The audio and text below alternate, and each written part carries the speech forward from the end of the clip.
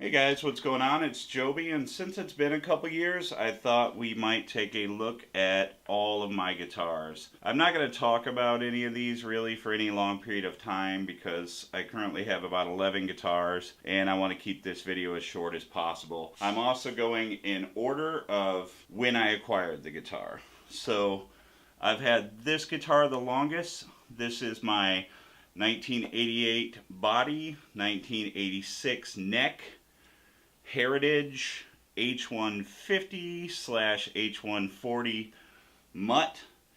The reason this guitar is a mutt is because my dumbass, when I was 19, snapped the neck off. This neck was put on for me a few years ago by a Heritage employee. It was a factory second neck, and he did a great job and saved the guitar and brought it back to life. And I'm so happy to be able to play it again. Okay, so next up is this, what I believe to be a 1967 Conrad fully hollow body. This guitar has my favorite pickups in the world in it. Do not know what was going on at the factory that day, but whoever wound these pickups was a madman. They're great pickups. P90s basically. Unfortunately, that's the only thing great about this guitar. The floating bridge makes it real difficult to keep intonated. The frets are pretty much non-existent at this point. Maybe someday these will come out and go on a different guitar, but I do love this instrument. Alright, now we are looking at my 2012 Gibson SG Standard. This was a special run. It has a baked maple fretboard and the aged cherry finish. I love this guitar. I've always wanted like a real SG, and I literally sold 15 other cheaper guitars I owned to get this guitar. It was at the Guitar Center in Kalamazoo. It was only literally, it had been made like a month before I bought it. The baked maple fretboard is incredible. These things play like ebony. They're very smooth, but because of the baked maple, the nature of the baked maple, I never have to adjust the truss rod on this guitar. It's always rock solid. So yeah, this has been my number one pretty much for many years. It's been in a lot of my videos. You've heard it on many pedal demos. It's a great guitar.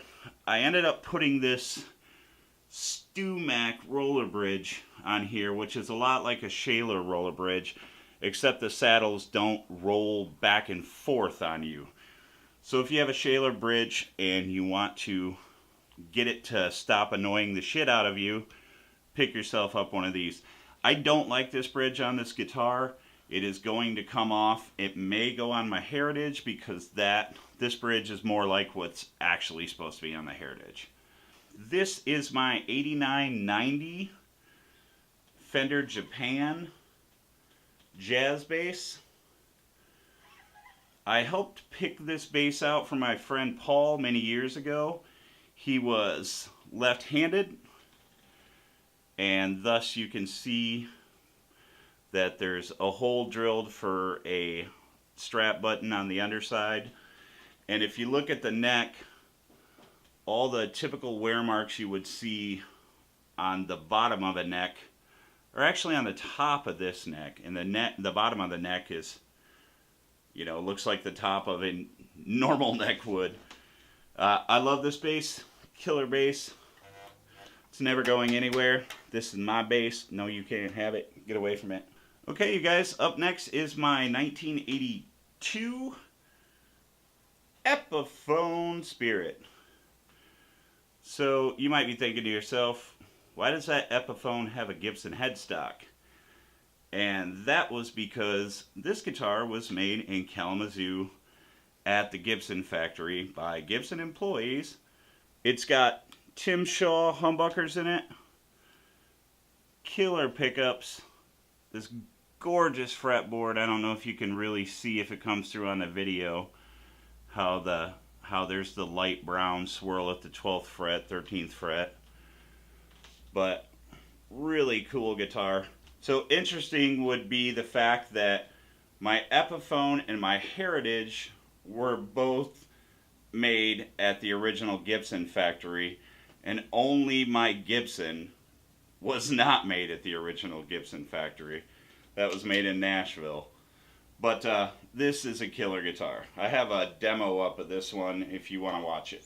Okay, so what I really wanted when I was searching for that, or when I bought that Epiphone, was actually this. I really wanted a Fender J Mascis Jazzmaster, the Japanese original one, not the Squier version. This is a Fender. Purple Sparkle. I absolutely love this guitar. This guitar has been my number one probably for the last year. Absolutely gorgeous guitar. It's a dream guitar for me. I love pretty much everything about it.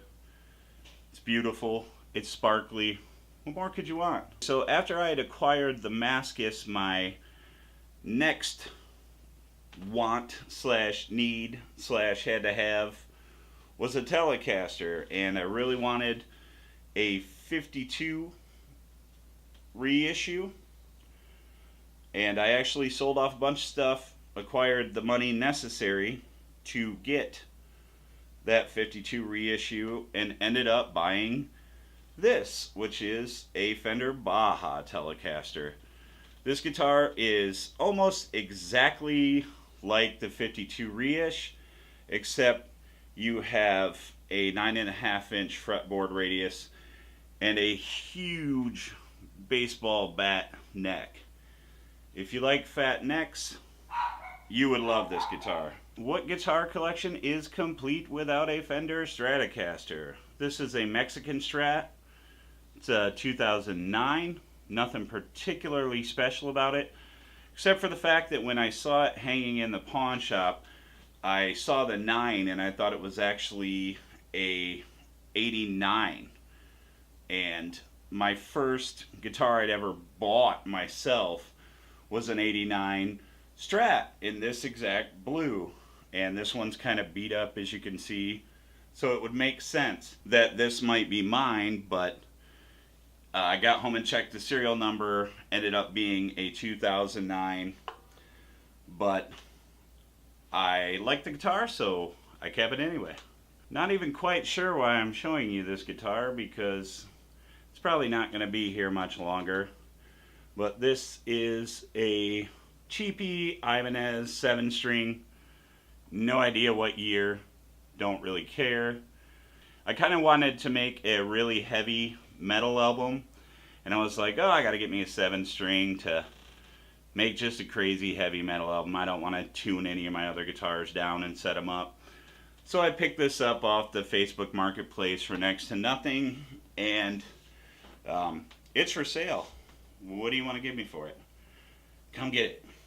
Get it out of my house. Alright, last but not least, my newest acquisition. This is a 2016 Fender Troy Van Leeuwen Jazzmaster. When I was looking at the Mascis, I was kind of wavering back and forth between the Mascis and this guitar, because at the time this was a lot cheaper and a little easier to find. I ended up going with the Mascis because it really is a dream guitar of mine, but I definitely wanted this guitar, and the opportunity came up for me to get it, and I got it. I really love this guitar. I especially love the pickups. The Fender 1965 Jazzmaster pickups. These are pretty awesome. They take away the really painful treble, and they're really full range for Jazzmaster pickups. Let me say that. They're very full range for Jazzmaster pickups. Killer guitar. I do want to replace the tremolo. I don't like sticky arms. I know there's guys out there right now going, oh man, I wish my tremolo on my arm on my Jazzmaster did that. Whoa, what did I just say? I wish my tremolo arm on my Jazzmaster did that, But I hate it. I like the screw-in Mexican kind. I like them to be real flappy like that. And this one, after you use it for a second, it kind of jams itself back in. And it's kind of annoying for me because I like the really loose feel. Anyway, there you have it, guys. Besides, I have an acoustic as well, but that's not here right now. I loaned it to a friend's daughter for guitar lessons. But you could see that in any of my beginner guitar lessons I have on my channel, or my last guitar tour. That's it. That is all of my guitars. I want you to know that almost all of these were paid for by selling off other gear or making Craigslist or Facebook Marketplace trades. So if you want to build up your collection, I do have an older video talking about how to get the good stuff on Craigslist, and I would recommend that you watch that. You can probably learn at least something from it and learn how to build up your trade value and your cash from selling off things that you acquire. And as always, thanks so much for watching. I appreciate it. Peace. Take it easy.